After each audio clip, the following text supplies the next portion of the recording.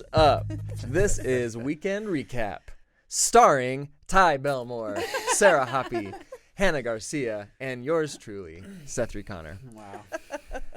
You all right? You feel good? If I had a time machine, I would fix that right now. Nothing to fix. We are here to, we're going to talk about this last Sunday's message from Pastor Jonathan. Something that he started with was he told a story about Sarah, who actually wasn't in trouble, but it did make me think of just it's funny, like thinking about getting in trouble as a kid is much different like than being in trouble as an adult, because it's like the things are really insignificant. Your parents are just trying to help you guide along, the path of life.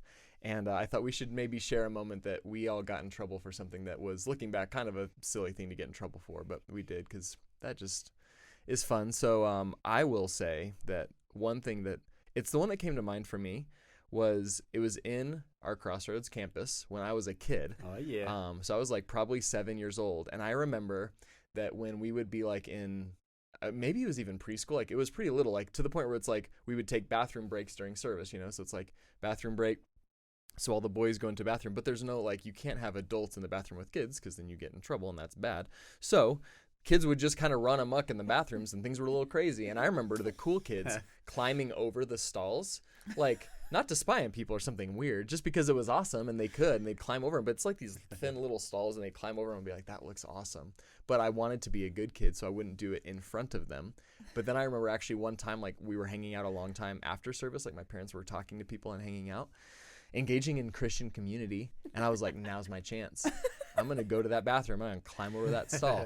So I was like, I felt like I was being really subtle, and I think I cannot wait to find out where this story goes. So I go, and I find like, a bathroom that no one's in. It's far away from where my parents are. I'm like, this is the perfect situation. No one's going to see me do it. My parents aren't going to know, and I'm just going to be able to live my dream of climbing over this bathroom stall.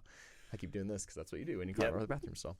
So I was doing it, and I was literally like straddling both sides of it, like halfway up, like trying to climb over it. And my dad walks in. I was just like, it's like, what are you doing? So I think first of all, like they were probably looking all over the church for me, like freaking out that I was gone. And then he walks into a bathroom, and I'm just climbing over a stall, and he's like, "You're damaging church property or whatever." I don't know exactly what was the problem, but I know it was a big problem. And probably, like, maybe it wouldn't have been a big deal, but probably just the look on my face told my dad I am doing something bad that I should not be doing. And I got in trouble for that. It was the look on your face, not the fact that you were up on top of the stall doing something you shouldn't be doing. It's just one of those moments I was like, this is going to be awesome, and it didn't turn out awesome. It wasn't even fun while I was doing it. And by the way, now I've also noticed that all of those stalls have pointy things on top of them. So apparently this was like a big problem. Danger. Because you can't climb over them now. There's pointy things up there. You the little notice that enough on like a roof to keep the birds off. Yeah. Pretty much. Yeah. When's the last time you climbed over a bathroom? Well, I tried yesterday, and it was not possible. Good thing my dad wasn't there to see me. Oh man, that's Maybe a great my dad story. installed those pointy things. Yeah, he probably invented He's like, them. here's how I want the you to use my committee. tithe money. So when I was probably 4 or 5, my favorite movie was 101 Dalmatians. The cartoon or the live action? The cartoon. Okay. The live action was not a thing yet. So this is like original 101 Dalmatians from like the 60s, okay? And I would watch it over and over and over again, multiple times in one day. And I never understood why that was an issue until I had a child of my own. Now I'm like, I tell my son that Mickey is taking a nap and we can't watch Mickey Mouse Clubhouse, or he hasn't gotten up yet today, honey. We can't watch that show. Because you're tired of watching Because it. I cannot watch it over and over again. So there was one incident where my mom told me that I could not watch 101 Dalmatians again. And she took the VHS out of the VCR and had it in her hand and was walking away. And because I was such a fan of the movie, and they often referred to Cruella de Vil as the Devil Woman, I thought this would be a great opportunity to call my mom the Devil Woman. Yes. Oh. I mean, no, that's not good, but I love it. So I did. And I did not see that movie for years. But it's kind of like the joke of the family. And she actually bought me the DVD Blu-ray combo set for like my 18th birthday. Nice. It was like the funny That's so funny funny. thing. Did So she we've sign it since Love the moved Devil on. Woman? Yeah. Oh, That man. She's like, now you're an adult. Now you can say So those how did words. this happen? So she's walking with VHS, and you're like, "You're the devil woman," or how exactly? Pretty did much. It unfold? was just like, she was Yeah, like, that was no, it. you're not going to watch this anymore. And I was like, you're that devil woman. And then I honestly don't remember. I probably did get a spanking for it, but the punishment that I remember more than anything is that I don't know where that VHS went. It might have just been thrown away. Like, Okay. I just didn't She didn't see like it. make a show of it and like break it over her leg or something. That would have been awesome. Show was you, just devil woman. gone. Bam. Ripping out the tape. Oh gosh. Screaming. No, she was very calm and very firm. Very, So. very calm and very. Mhm. What is that in Parent Trap, right? And she's like, "Okay, Cruella." I thought it was gonna be more like that. Mhm. Exactly. Yeah, no, I just went straight for devil woman. Wow. boy. That is like a 0 to 10. Yeah. Well, my story, someone else might have called me Devil Woman. Might have been my sister in her mind. So this was like, I was not 5. I was probably 12 or 13. And my sister was supposed to be watching us. And she had a friend that was a boy over. And it's not my brother-in-law now, so I can tell this story. But I knew that she didn't really like him, and I knew my parents didn't really like him. So I just thought I would take it upon myself to help this, super annoying relationship speed up a little bit. Because Yeah. I'm like, come on, like, this is not the one. So they were downstairs in our basement watching a movie, and my little brother and I were upstairs. We were supposed to stay upstairs and let them have time. And I was like, I have the best idea. So we went and like spied to see where they were sitting. And they were sitting on the couch, like under a vent, like, the air vent. And then I was thinking, like, I think the dining room is like right above that. And there's a Mhm. vent. So in my mind, I was like, this is going to be awesome. So dumb. So my brother and I took a ball of yarn and we tied like a little tiny elephant to it because apparently I thought it would be really funny or great to have the elephant like dangle right between them in my mind, okay? So I see it. It's funny. I've seen it. basically I was super bored and I was really way too old to need a babysitter anyway, but clearly this is why I still needed a babysitter.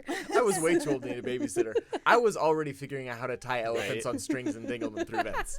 Does that sound like someone who needs a And this babysitter to is you? even the end of the So story. here's what actually happened is what I don't know about HVAC at 12 years old is that vents don't go straight down. They go like, different directions. So we get up there, we get it all ready. My brother's like spying and we're like doing walkie-talkies and like so we take Such the an vent operation. off Right? just to Spy make kids. an elephant dangle between them. Anyways, so we like put the elephant down and it's like going the wrong way. So I'm like reaching down to feel and I'm like, oh, it goes down, it goes down. So we keep like doing it. Well, I dropped the ball of yarn down the old HVAC thing. It was like boom, boom, boom, boom, boom. So my sister comes running upstairs. What are you doing now? And I was like, nothing. So then basically, long story short, my parents came home. Of course, my sister told them about how a ball of yarn is going to start a fire because it's in the thing. And my dad's like secretly laughing in the background. But I got in really big trouble for disrespecting my sister and her time. But I thought it was hilarious. And she broke up with him later anyway because she didn't really like him. And I was like, I just thought you needed some help. I So think you did expedite the situation. And they heard that thing bounce. They're like, you know what? We're done. Yeah. You were I happy didn't you got like what you you anyway. wanted. and my brother-in-law now jokingly thanks me for the elephant, Yeah. the elephant in the room. That That needed to happen. So Elephant in the room. I love it. My story, I was 4 years old and I had a friend over. His name was Dominic. And I thought it was so funny to say the word bubble butt. And here's what I know 'Cause it about kids is. now, because I used to be one, is I actually think that they are choosing to do whatever it is they're doing. I don't know what age that it goes from, like, an infant makes a decision or says something and you have so much grace for them. But at 4, I knew what I was doing. And that's what's funny to me about every one of your guys' stories is, like, you guys are consciously choosing to do what you're doing. you know you're going to get in trouble for it, but regardless, you do it anyways. And sure. so I knew, like, I am not supposed to say the word bubble butt. In my home, we couldn't say we couldn't say shut up, and we couldn't say but. And I told my friend But Dominic. everything else I was said fine. everything. Yeah, we could say anything else. That's great, Sarah. So I told him, "Shut up, bubble butt," and I just started cracking up. And my mom comes around the corner, and she's like, "Excuse me," and now I've gone over the edge. I can't return. I've pointed no return, and I'm like, bubble butt, bubble butt, bubble butt, bubble butt, and I just keep saying it and laughing and saying it louder and faster and laughing even louder, and she lost it on me. And I just remember sitting in the bathroom on the floor with a big bar of blue cheap soap stuck in my mouth for saying bubble butt over and over. Was it worth It it? brings me joy just thinking about it. Like, So do you think that? Yeah, Of course the it was fact worth that you it. did multiple times? Did that increase the severity of your punishment? totally. If I had been like, "I'm sorry, Mom," immediately, like put my head down, felt sad, she would have probably forgiven me. But I'm like, this is hilarious. Bubble butt, bubble. Isn't there a song? I still think it's funny. like What does a- that say like a about bubble me? butt song? I Had don't you heard know. that at that point? I don't know. I don't know any song. I don't know any bubble butt song. No. It's Sarah, out I there. thought you weren't going to It's tell anybody about literally in my mind right now. It was written by his friend. He called it bubble butt too. It's actually like the story of his like therapy sessions. He's like, "This is what I was called Made as a him kid. famous. Took me a long time to Made some money off overcome of it. that." So funny. So we had a great message from Pastor Jonathan this week. We talked, or continued in this series, I Call You My Friends, talking about developing meaningful relationships, deep relationships, being whole as ourselves and having relationships that make us better. So this week we talked about Disclose, which is a really challenging step in that process to really go, and take it to that level where it's just like, here are some very heavy things, not just the beginning of opening up your heart, but really saying, here's kind of the depths and some things that maybe really do cause shame or whatever, and how to handle those in a way that is that's helpful. And man, it can be such a challenge to find that, and I did love that Pastor Jonathan gave some clear, here's some things to look for, because it is not something for every relationship in your life. Like, I think there are goals to be great with relating with people. There are goals to a smaller group of people, but still a pretty group of people, to tell your story and start to open up and to learn how to trust. But this is really something where it's like, you need to be selective about this person in your life who can do that.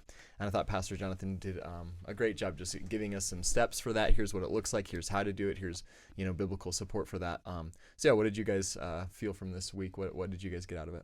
Yeah, I think this whole series has been incredible. So Yeah. kudos to you guys for creating this. Kudos.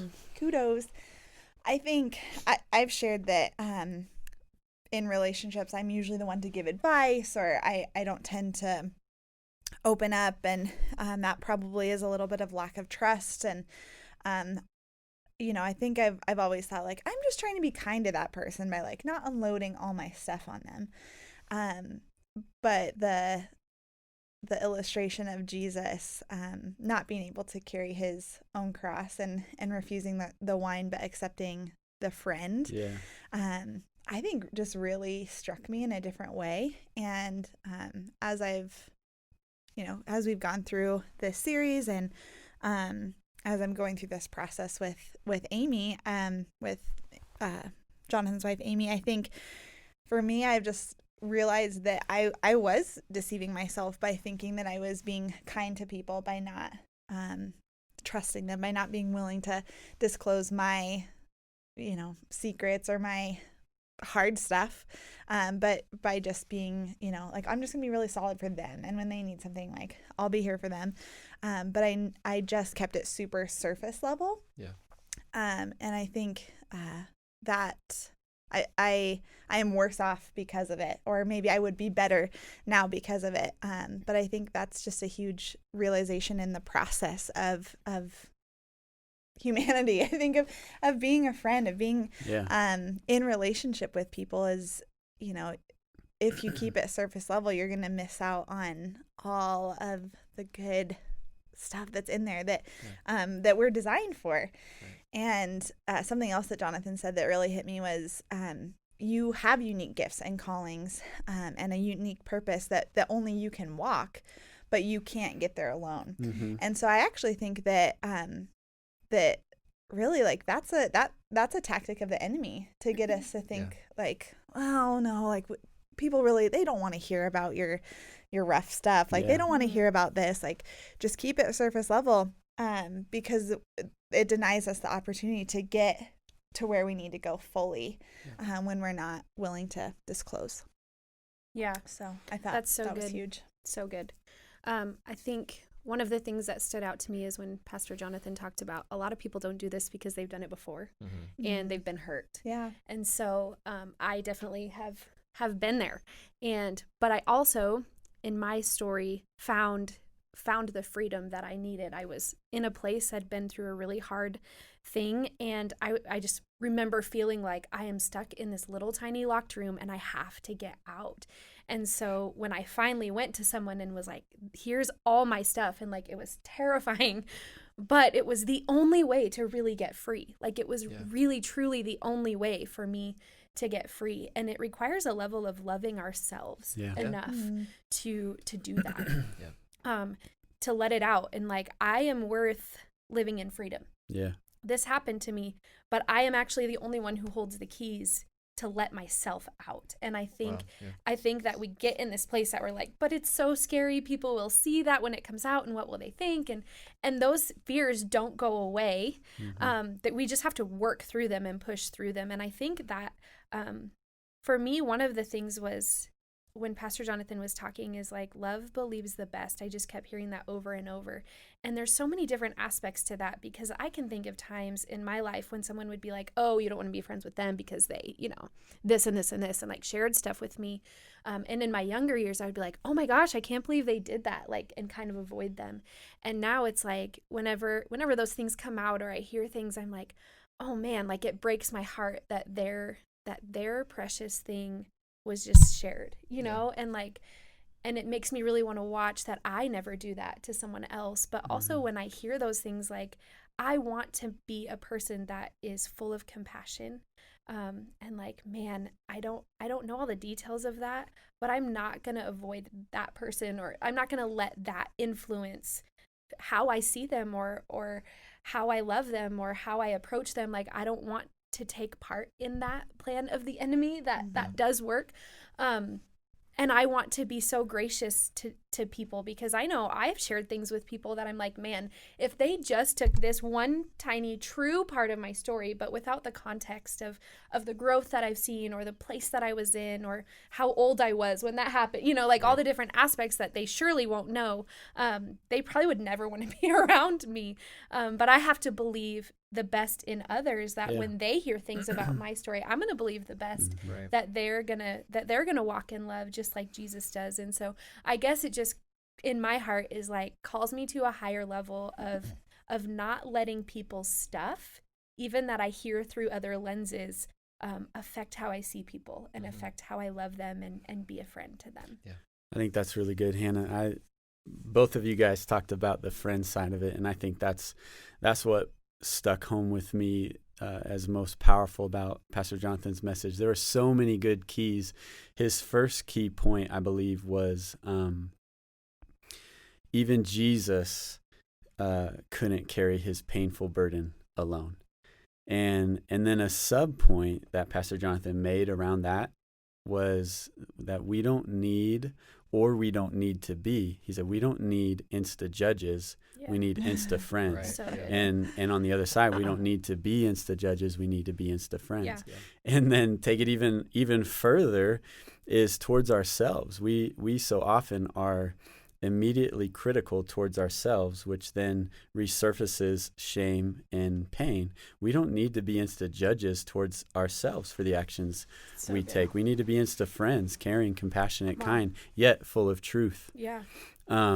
And that is so biblical. I think it's Luke 10:27, which is maybe a foundational verse for this series, is love the Lord your God with all your heart, soul, mind, and strength, and love your neighbor as you love yourself. And it's like we need insta friends, not insta judges, in every relationship of our lives. The way we love ourselves, the way we love others, and then the way the way others love us as well. Yeah. And so that has challenged me to just determine, am I an Insta friend Yeah. or an Insta judge? And then what do I want to be? Well, Right. it's obvious. I want to be an Insta friend. So what's keeping me from being that for the close relationships in my life? Right. Yeah. And I think that's something, and that's the reason this means so much to me, is because I think there's the idea in the church, or at least, as I was growing up, and I think probably in a lot of people's situations, where it's like, yeah, you do want to have, I mean, a lot of times we hear the word like accountability, like you need to talk about stuff. But it was lacking the friendship, where it just felt like, the times where people like, Yeah. I remember like, cause I went to a Christian college, they actually they told me who my accountability partner Right. was. I'm like, this is awful. So here's this person that I only see to show up and tell them, well, here's the worst thing I did, and here's what I'm ashamed of. It's just like, Wow. what an awful way to, Yeah. but I mean, it was in the spirit of like accountability. Like we want to hold each other accountable, but without those steps of relating and trusting first, that's what enables you to actually hear something as a friend, to respond as a friend. So I actually kind of had this attitude about like accountability. When I'd hear people talk about accountability, I'm like, okay, cool. So yeah, just go and shame yourself in front of people so they can judge you and tell you screwed up, and Right.